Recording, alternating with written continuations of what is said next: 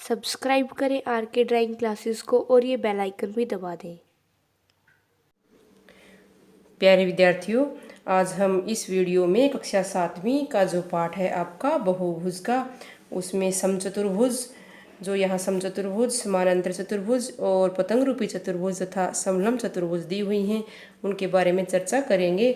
हम वर्ग और आयत के बारे में पहले ही पढ़ चुके हैं बच्चों। तो आज सबसे पहले पढ़ते हैं बच्चों समचतुर्भुज के बारे में।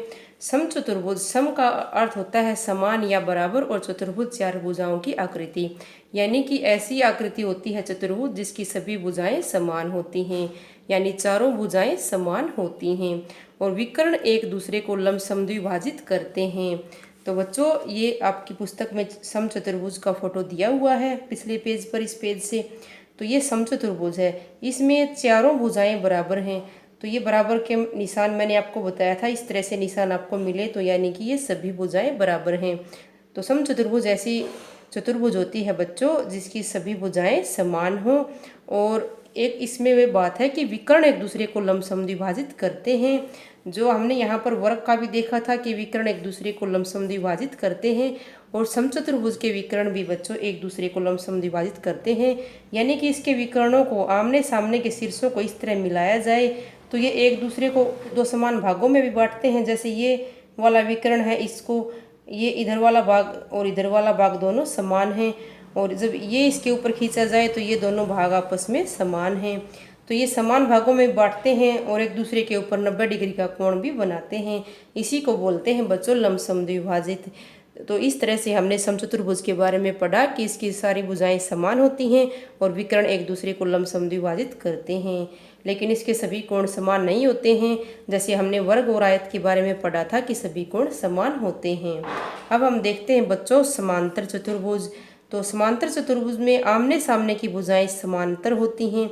जैसे ये भुजा इसके समांतर है और ये भुजा ये वाली इसके समानांतर है। तो ये अगर समांतर है तो यानी कि ये आमने सामने की भुजाएं समान भी होती हैं, और आमने सामने के कोण समान होते हैं बच्चों। जैसे ये कोण है इसके समान आएगा और ये कोण इसके समान होता है। तो समांतर चतुर्भुज में आमने सामने की भुजाएं समांतर होती हैं और कोण समान होते हैं। विकर्ण एक दूसरे के अर्धक होते हैं। अर्धक का अर्थ है बच्चों आधा करने वाला, यानी कि यहाँ पर 90 डिग्री का कोण नहीं बनाएंगे, केवल ये एक दूसरे को आधा करेंगे। तो समांतर चतुर्भुज इस तरह से ये इसकी आकृति है, और इंग्लिश में इसको रोम्बोइड बोलते हैं।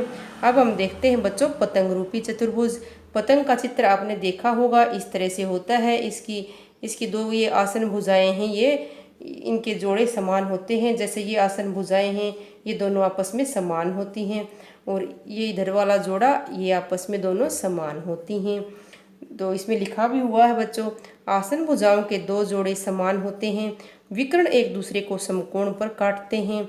जो इसके विकर्ण हैं, जो आमने सामने के शीर्षों को मिलाने वाले रेखाखंड विकर्ण कहलाते हैं। तो ये विकर्ण जब आपस में मिलते हैं यहाँ पर, तो एक दूसरे को क्या करते हैं 90 डिग्री के कोण पर काटते हैं, लंब एक दूसरे पर बनाते हैं। केवल एक विकर्ण दूसरे को समद्विभाजित करता है। केवल जो ये बड़े वाला विकर्ण है बच्चों,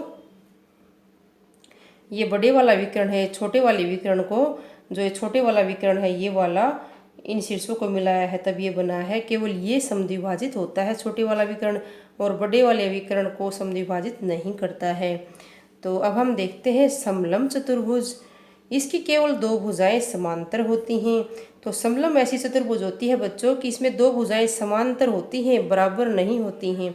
जैसे ये भुजा इस भुजा के समांतर है, यहाँ भी इन दोनों के बीच में इतना ही गैप है और यहाँ भी इतना ही गैप है।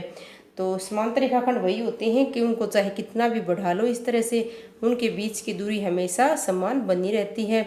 तो समलंब में जो दो भुजाएं हैं वो समांतर होती हैं, और ये दो भुजाएं हैं ये असमांतर होती हैं। अगर इनको बढ़ाएंगे आगे तो ये आगे जाके मिल जाएंगी। तो इस तरह से इसमें एक जोड़ी भुजा जो है ये समांतर होती है। समलंब चतुर्भुज की परिभाषा है ये।